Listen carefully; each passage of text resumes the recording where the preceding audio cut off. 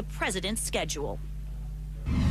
And President Obama is expected, in fact, to name his nominee before months. And typically, the Senate has 60 to 70 days to consider the nominee, and the Republicans expect to take all that time. So with health care reform also before the Senate this summer, it's going to be a very busy one on Capitol Hill. A hot one in more ways than one, too. All right, thanks very much, Jessica, for that. Right now, state governments are deciding the best ways to try to use some of the economic stimulus money from the federal government. But some state officials would rather not spend it. In South Carolina, for example, the House hopes to pass a budget that would force the governor into requesting hundreds of millions of dollars in stimulus money for various uses, especially for public education. South Carolina's Governor Mark Sanford is joining us now. Governor, thanks very much for coming in.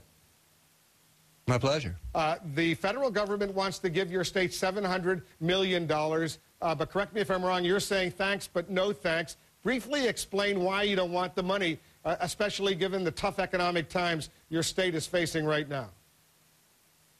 Well, Wolf, that's just a portion of what they want to give us. If you look at the package in its entirety, it's about $8 billion. So what we've said is, given the 10% that we control, that's $700 million, we think it would be prudent to actually use basically an amount of similar size at the state level to paying down debt. That if you won the lottery tomorrow, a prudent family would set some money aside to pay off the credit card balance or to pay down the mortgage, and we don't think a state government should operate any differently, because if we spend all this money, we end up $700 million in the hole 24 months from now, and the question is, and then what?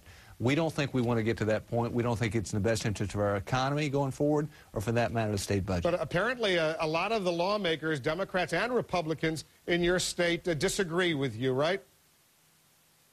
Yeah, but let's be honest about the conventional political wisdom. The conventional political wisdom is you throw $700 million on the table, everybody grabs for their piece and asks questions later.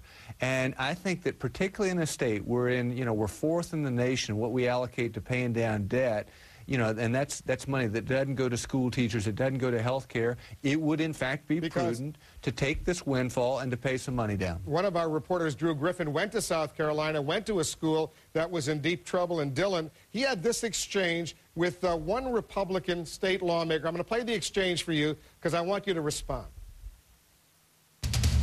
Are you telling me that this school in Dillon, this junior high school, that this governor is willing to let that school deteriorate over a political issue that he can run on in the future? Absolutely. Really? This governor, in my opinion, cares nothing about this state, cares nothing about the people he governs. That was Hugh Leatherman. I'm sure you know who he is. But he says you care nothing about the state. And the suggestion is, and it's been made by others, you're more interested in a national political profile than you are in helping the folks in South Carolina, especially the poor ones. Well, I would say Senator Leatherman and my disagreements have been long and well chronicled.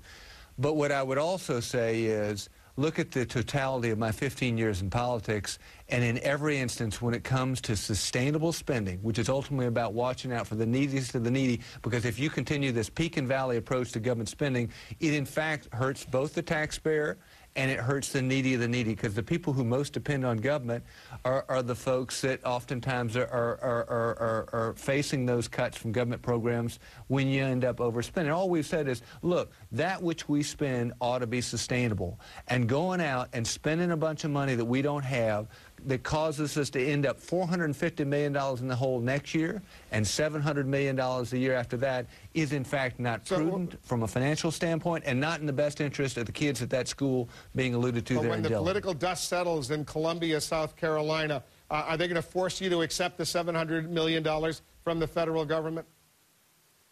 Yeah, that's what it's looking like right now, but then we'll look at the different chess cards that come in the wake of that. But yeah, the House and Senate, the easiest thing of all would be just to take the money and spend it. And that's why that's probably the course that will be played out in the House and Senate over the hours ahead. Governor Sanford, appreciate your coming in. Thanks very much. Yes, sir. A pleasure. New developments regarding a U.S. soldier accused of killing 5 fellow troops at a stress clinic in Iraq. The father says it was not combat stress that caused his son to act, but the father says fellow soldiers pushed the son over the edge. How to avoid situations like these? We're part of the discussion today as the Defense Secretary Robert Gates and the Chairman of the Joint Chiefs, Admiral Mike